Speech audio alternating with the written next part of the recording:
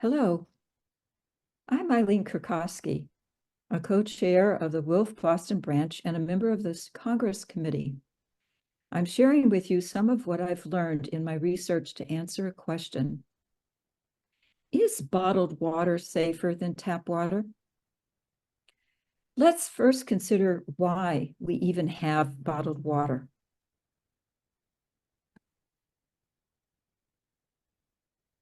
I agree with Peter Click that bottled water is a symptom of many problems.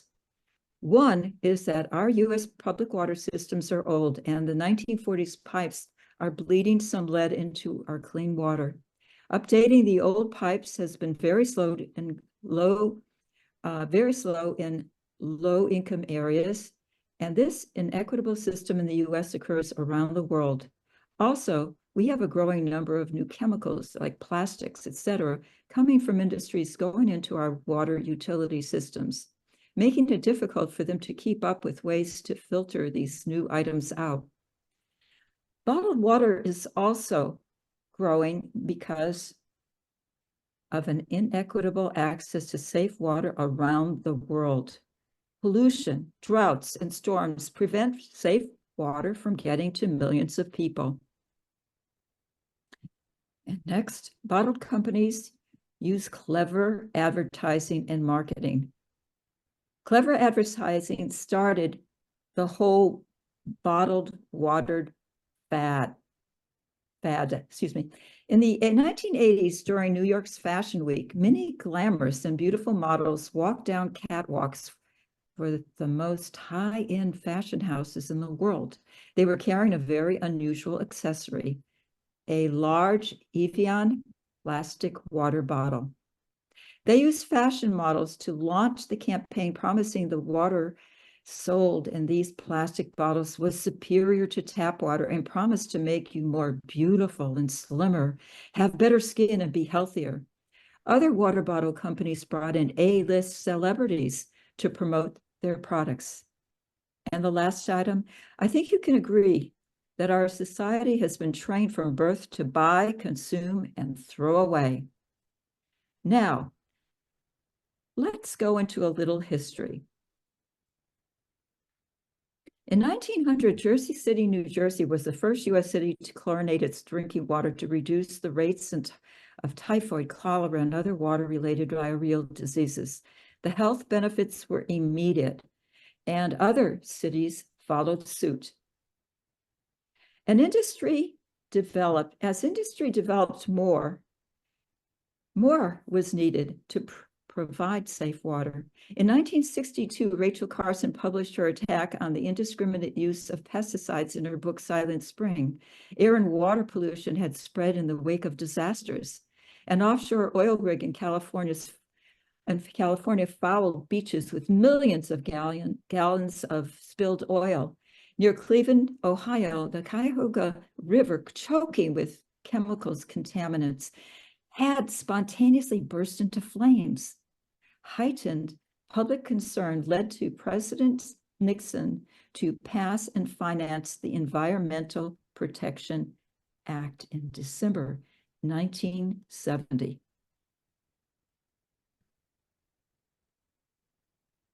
In the 1960s and 70s, strong government laws were passed to deal with accumulated sewage, pollution, oils, and trash killing our lakes and rivers. The U.S. Environmental Protection Agency centralized and standardized inconsistent federal and state laws for environmental protection. The Clean Air Act was passed, but that's not part of this presentation. And then the Clean Water Act.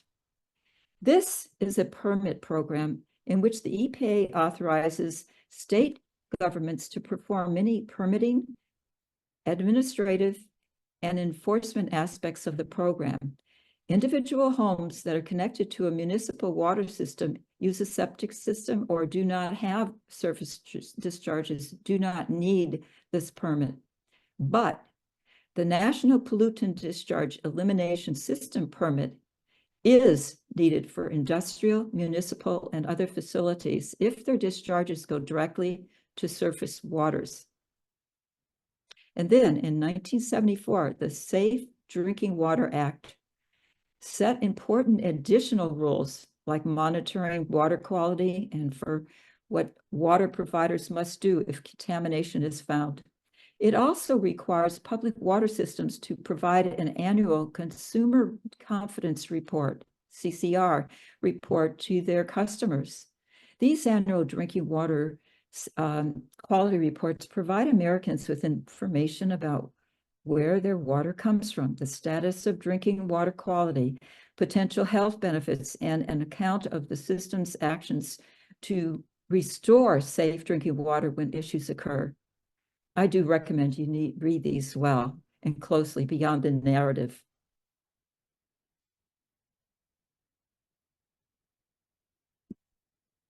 Any water quality law is only as good as the frequency of the inspections, the independence of tests, and the effectiveness of enforcement. The EPA sets standards and regulations for the presence and levels of over 90 contaminants in public drinking water, including E. coli, salmonella, cryptosporidium, metals such as lead, and the disinfection byproducts. Also, municipal systems tested for coliform, the bacteria in human and animal wastes. Interstate bottled water streams are tested once per week for this bacteria. Municipal systems have more testing requirements than bottled water. Communities with fewer than 50,000 inhabitants must test 60 times per month. Systems serving 2.5 million customers or more must test 425 times per month. So this would include New York City, LA, and Chicago. And municipal systems with fewer than 1,000 people must only test quarterly.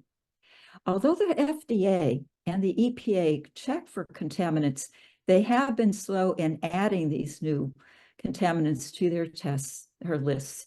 An example is the forever chemicals, PFAS. These have been a big concern for over 40 years.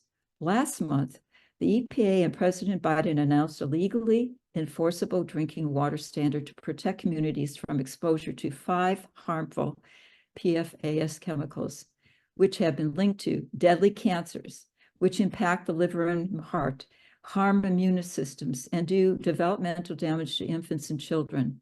And for your information, some plastics contain PFAS products, and some use a hardening chemical called bisphenol A or S, or also called BPA or BPS, that affect the reproductive system. Let's continue. Public water issues in U.S. cities. More than 90% of Americans have access to drinking water through public water systems, which are regulated at the state and local level according to federal guidelines. As of 2021, about 1% of all public water systems had violations. In 2021, there were 501,000 total water quality violations across all U.S. states and territories. More than 60% of the violations were due to monitoring and reporting issues. About 28% were public notification violations, and 7.4% were health-related violations, which I will soon cover. Potential health-based violations, however, may be underestimated because of inadequate reporting. Now, which states have the highest rate?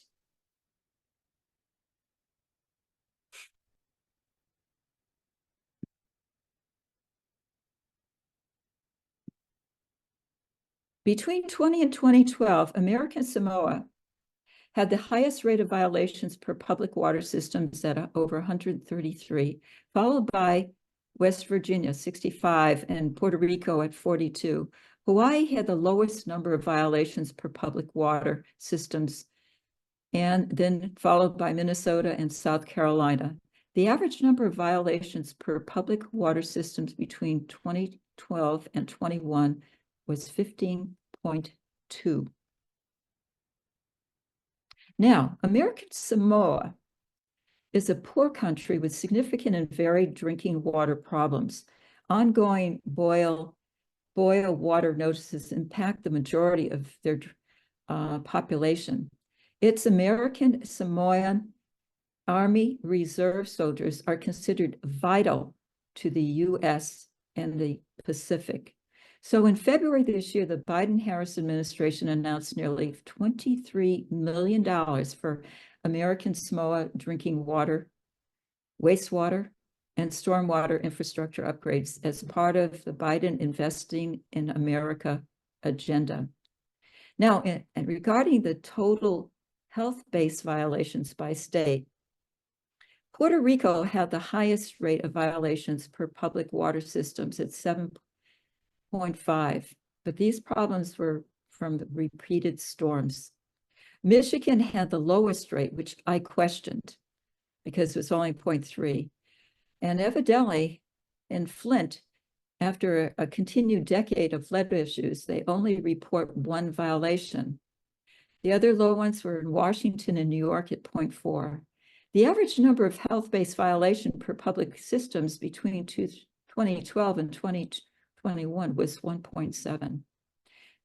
West Virginia, though, is the worst offender in mainland US and reflects where most violations come from across the nation. In the US, small, often rural community water systems are among the top offenders, along with systems responsible for serving communities of color and those living in low socioeconomic conditions. In West Virginia, most residents live rurally, and many depend on small community water systems. Overall, systems nationwide serving less than 3,300 people accounted for more than 80% of SDWA, that's that Safe Drinking Water Act, violations, according to the study. Even smaller systems serving less than 500 were reportedly responsible for more than 60% of SDWA violations and for 50% of the health-based violations. Now I want to focus on bottled water, some of which comes from municipal water systems. I begin with the companies that profit the most. Notice, Nestle Waters' profits exceed all the other companies combined. It makes $104.11 billion a year from the business.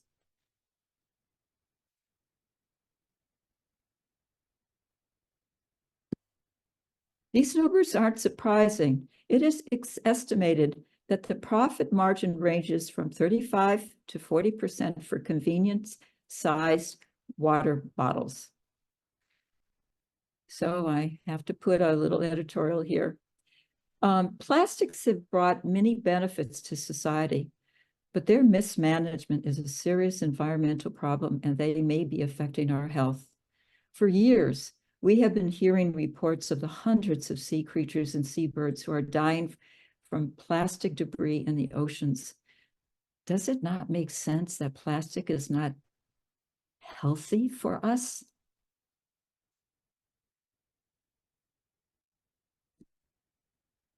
The Environmental Protection Agency and other federal agencies given oversight over our drinking water has no authority over bottled water.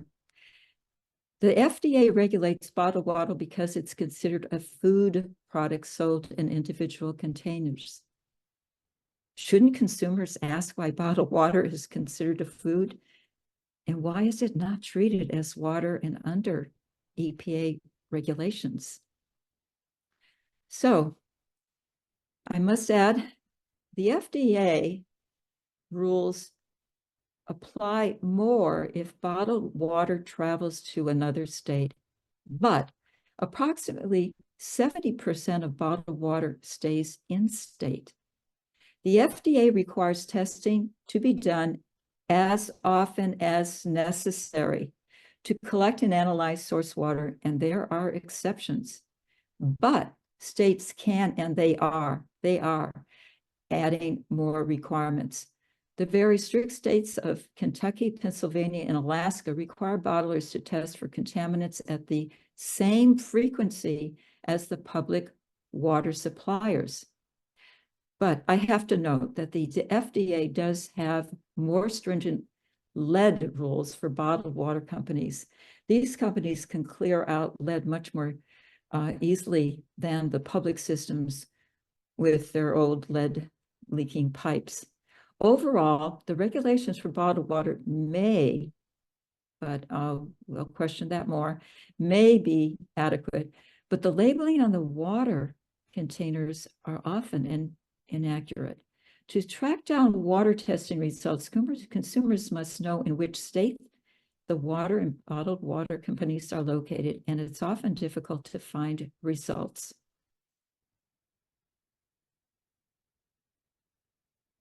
We seldom know what kind of water is bottled or precisely where it comes from. Truthful labeling would include all of these: the source, mineral content, processes used to purify the water, the name, location, and phone number of the bottler, and info on where to get up-to-date water quality test results. Now, I'm including some labeling suggestions that bottlers use, some bottlers use. On the left, note the actual location, despite its name, of Arctic waters, which comes from southern New Jersey, Tennessee, LA, Florida, and not the Arctic. And at the bottom, Yosemite bottled water comes from the LA municipal system. We should be having this kind of labeling. On the right, you see minerals listed in the European mineral water labels. And minerals give water its taste. And note number 4, arsenic is listed and may be removed in some systems. More is needed on U.S. bottle labels, including a way to obtain more information. As of 2008, all bottlers in California are licensed to bottle water for sale and distribution in California must prepare a bottled water report. The report is to be made available to each customer upon request. And adding a phone number for this is very important. Wisconsin's Department of Agriculture, Trade, and Consumer Protection posts online yearly reports of their 22 bottled water processors. Just an idea. Now, BJ's Wholesale Club illuminates some information that I think is important. And so I include this because you know how basically what's going on with the water. New York City has its own bottled water licensing and a certificate training program. That's why we could get this information. It provides a list of bottlers across the country that are currently certified by New York and those that are not certified to sell bottled water in New York. To obtain this info, you just Google search water, adding these NYSHD certification number. Most likely, the water in this bottle comes from the Diamond Bar's municipal water system. When companies use municipal waters, they often purify the water with reverse osmosis, which clears out everything, good and bad minerals, viruses, and chemicals, including 99% of PFAS. The water is left tasteless with the reverse osmosis process, so bottlers will often add minerals back in. I needed to research hard to find information regarding contaminated bottled water. My research was sidetracked several times on this topic and on bottling company regulations. And these sidetracks often came from bottling industries.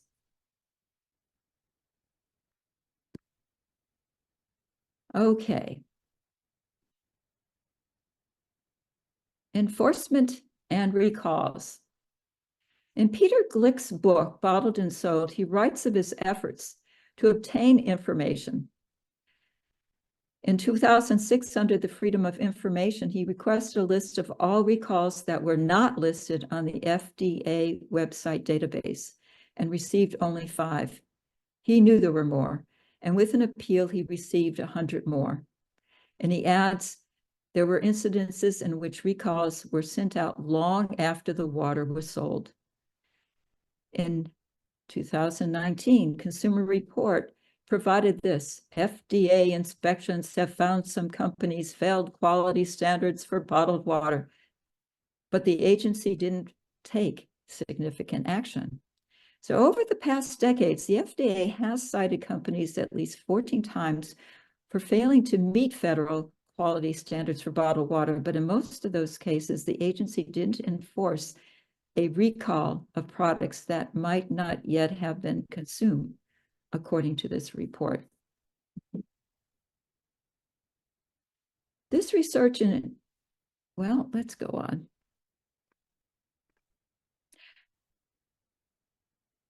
I went too fast. There was another study, and this is very pertinent to what's going on now. It was on microplastics, showing that at least 90% were tested in water bottles. But the effects of the microplastics on human health are far from clear. So this study covered 259 water bottles, and 90% of them showed contamination. These were from 9 countries, and it included both small size and very, very small sizes of microplastic.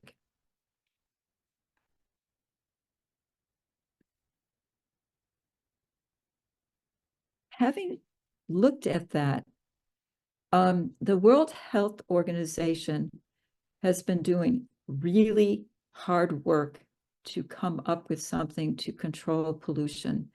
And I found this article. Is it the beginning of the end of plastic pollution? This was, of course, in February.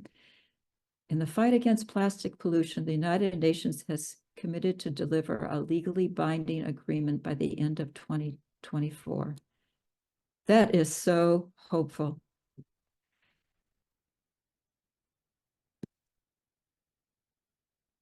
Things to consider if you even think about reaching for a bottle of convenience. How much energy and water went into making the convenience bottle? You see the amounts here for energy, and you have to add the transport energy and the liters of water that went into it. And where will the bottle land up? You have to consider 10% of plastic is recycled. That's not much worldwide. I went too fast on that one. I apologize. And what plastic contaminants might be in your water? Are microplastics in its water source or in the bottle itself? More things. If forever chemicals are not listed in the 2024 EPA Biden administration, are there more? There are hundreds of chemicals in the PFAS family. You have to consider the lack of transparency and or difficulty in obtaining information about many bottled water processing companies. Consider the monetary costs. And of course, that plastic bottles are made from fossil fuels, contaminating and causing more climate damage. This is another slide that makes me hopeful. In Paris, you can go through most parks and you will find somewhere along the way fountains in every single park. London has 50 new locations, and they put these fountains in to cut down on single-use plastic. And in the city of Los Angeles, we find that they're installing and refurbishing 200 refill drinking water stations just in time for the 2028 Summer Olympics. Now, what can we do? Personally, we can learn more about your own public water system. And if you're not satisfied with their standards, request and demand higher ones. Consider purchasing a water filter that will eliminate more contaminants, especially the lead, PFS, chemicals, plastic, bisphenol. Globally, practice and teach the 6 R's for plastics: reduce, reuse, recycle, remove, refuse, and rally. And rally your legislators, asking them to install hundreds of clean water fountains or refill stations in your city parks. Well, I want to thank you for listening while I've given you so many details. And I apologize if I've made any errors, and suggest that for this, check my resources, and whatever you hear or read, please do your own research. I thank you.